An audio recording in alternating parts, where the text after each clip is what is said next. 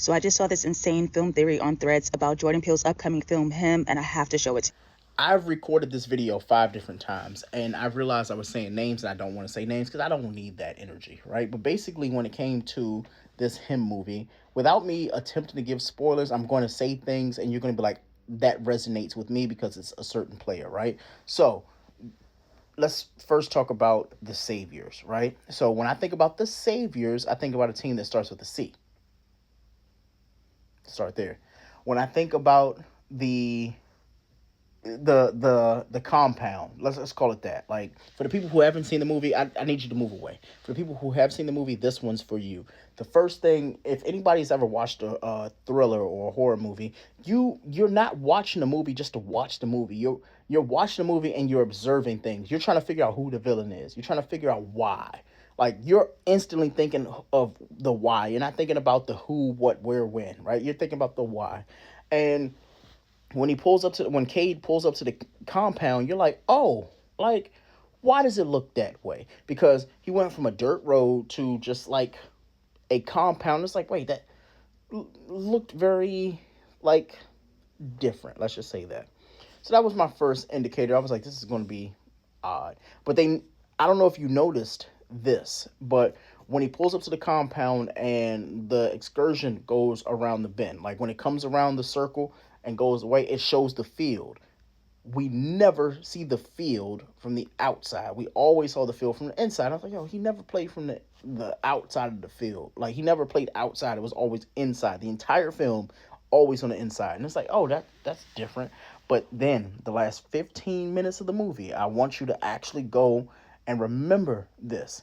That field, that last 15 to 20 minutes of the movie, that field is the same field from the beginning of the film. And you're like, oh, that makes sense. So there's a lot of parallels. Like, when I saw Cade, I instantly thought of somebody who plays for a team that starts with a C. I'll just go with that, right?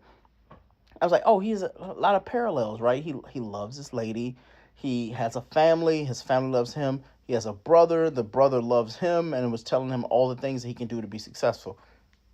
Sound familiar, right? Yeah. Mm-hmm. Mm-hmm. Yeah, yeah. You see where we going, right? We're gonna walk this slow. Then, when it comes to like Marlon's character, right? Like, I knew instantly he wanted out. He didn't want to be a part of this anymore. He was done with it. He enjoyed being a great, but at the risk and as the cost, it was like, you know what? It's not worth it anymore. But he needed someone to replace him. That right there is him. Without me going into an 8 to 10 minute long video, right there, a lot of the things that we talk about when it comes to sports, and we talk about things like that, we talk about the replacements. We always talk about who's next. Who's the next one?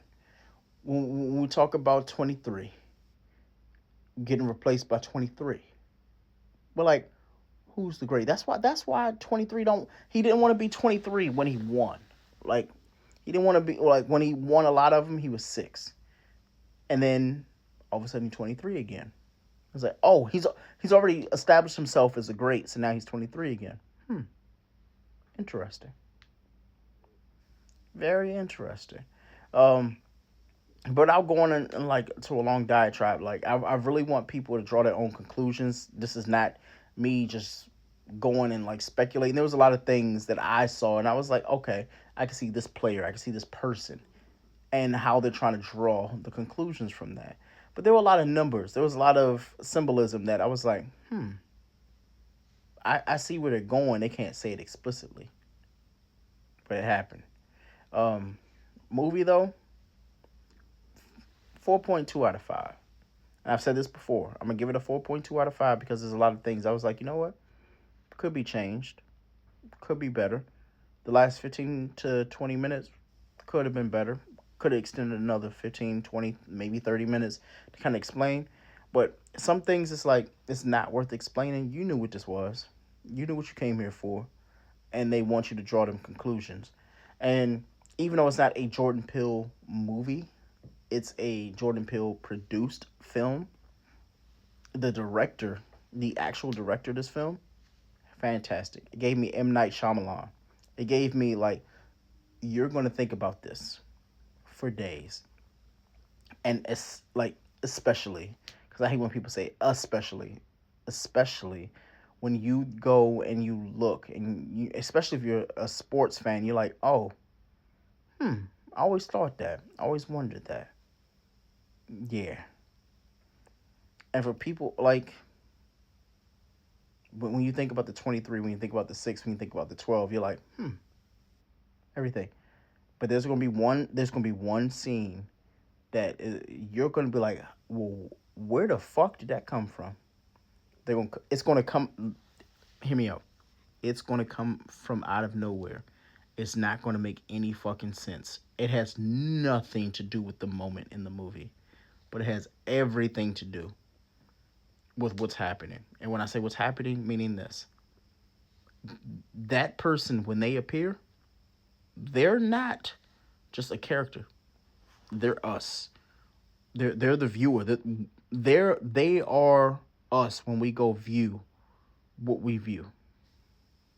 So just leave that. I'm gonna leave that with you. When we see that person just magically appearing, you're like, where the fuck did they come from? How the fuck did they come from there? It's us. That'd be great.